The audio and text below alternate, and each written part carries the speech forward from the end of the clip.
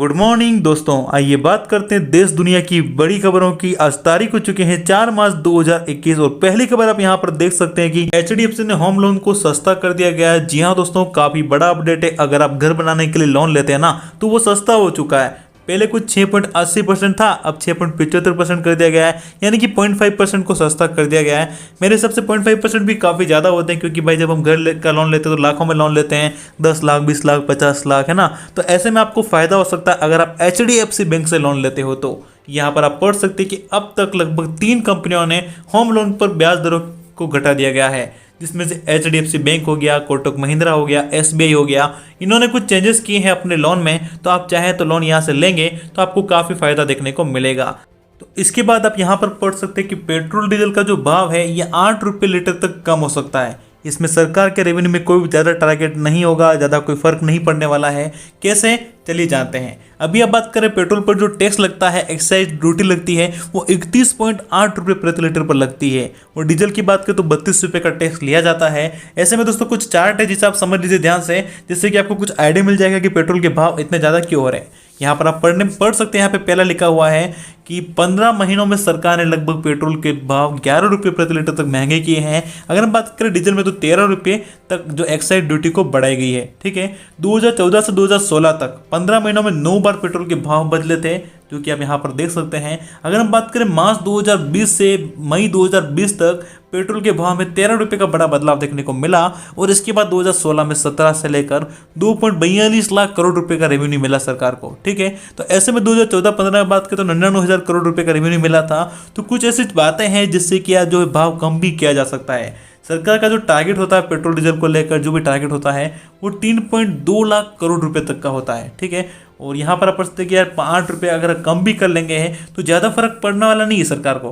तो ऐसे में ये सब तो ज्ञान हम नहीं दे सकते कि फर्क पड़ेगा कि नहीं पड़ेगा, लेकिन मेरे हिसाब से तो पेट्रोल के भाव कम होने चाहिए। दोस्तों अगर आप भी इस बात को सहमत हैं तो नीचे कमेंट करो, इस वीडियो को लाइक करके शेयर जरूर करें ताकि सरकार तक हमारी बातें पहुँच सके। इसके बाद आप यहाँ पर पढ़ सकते कुछ बड़ा अपडेट आ रहा, बड़ी हेडलाइन आ रही है, पेट्रोल डीजल सस्ता होगा। ठीक है, वित्त मंत्रालय ने एक्साइज ड्यूटी को घटा सकता है और वेट कम करने के लिए केंद्र सरकार के राज्यों से बात हो रही है और 15 मार्च तक इसकी कीमतें घट सकती है। जी हाँ दोस्तों, काफ़ी बड़ा अपडेट आ रहा है पेट्रोल डीजल के भाव को लेकर कि भाव आगे जाकर घट भी सकते हैं। अगर हम बात करें पड़ोसी देशों में, तो यहाँ पर आप पढ़ते हैं कि पड़ोसी देश जो है वहाँ पर पेट्रोल की कीमत जो है औसत 98 रुपये तक चल रही है और बाकी राज्यों में 90 रुपये तक है।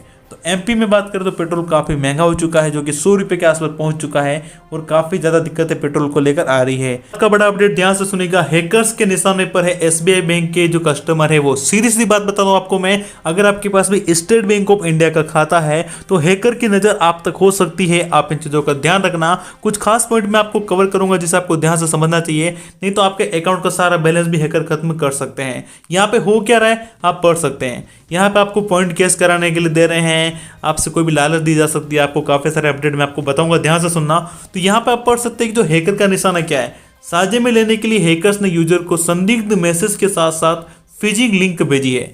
अगर आपको नहीं पता फिशिंग लिंक क्या होती है तो आपके फ़ोन पे एक लिंक आएगा, वहाँ पर आप जैसे क्लिक करोगे तो क्लिक करते ही आपके सामने एक फॉर्म खुलता है जहाँ से आपकी बैंक डिटेल मांगी जा रही है। और जैसे आप बैंक डिटेल डालते हो तो तुरंत आपका अकाउंट में जो बैलेंस है वो सारा साफ कर दिया जाएगा। तो ऐसे फर्जी पेज पर ले जाकर जो डिटेल्स आप भरते हो इनसे बचें। और यहाँ पे CVV नंबर मांगा जाता है। आप यहाँ पर ध्यान से पढ़ सकते हैं, काफ़ी बड़ा अपडेट साइट पर आ रहा है भास्कर.com पर।